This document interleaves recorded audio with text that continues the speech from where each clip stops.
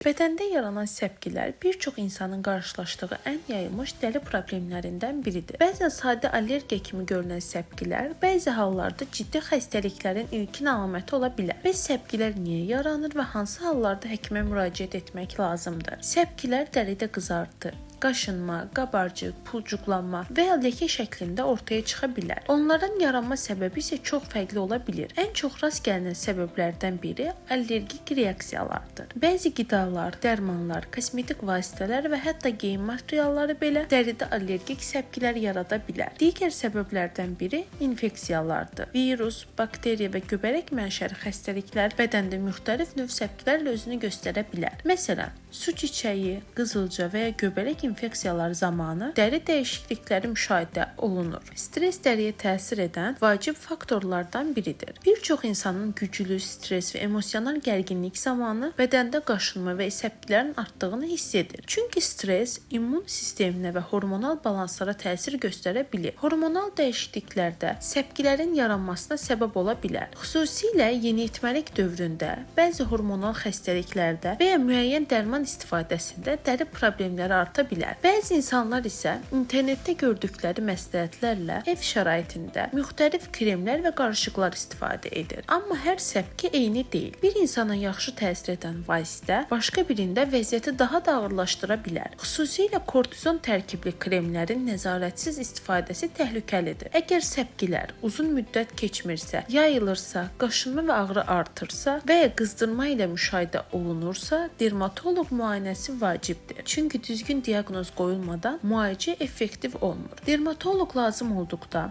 analizlər və dəri müayinələri təyin edə bilər. Müalicə isə səbəbə uyğun aparılır. Allergik hallarda antihistamin dərmanlar, infeksiyalarda uyğun müalicə, göbələk xəstəliklərində isə xüsusi preparatlar istifadə olunur. Dəri sağlamlığı üçün gündəlik qulluq da önəmlidir. Çox sərt sabunlardan istifadə etməmək, dərini nəmləndirmək və keyfiyyətsiz kosmetik məhsullardan uzaq durmaq tövsiyə olunur. Qidalanma da dəriyə təsir edir. Həddindən artıq şəkərli və yağlı qidalar bəzi insanlarda dəri problemlərini artıra bilər. Su qəbulunun az olması da dərinin həssaslığını artırır. Ən vacib məqam isə odur ki, hər səpgini sadə problem hesab etmək düzgün deyil. Dəri bəzən orqanizmdə gedən daxili problemlərin siqnalını verir. Buna görə uzun müddətli və səbəbi bilinməyən səpgilər mütləq həkim tərəfindən qiymətləndirilməlidir.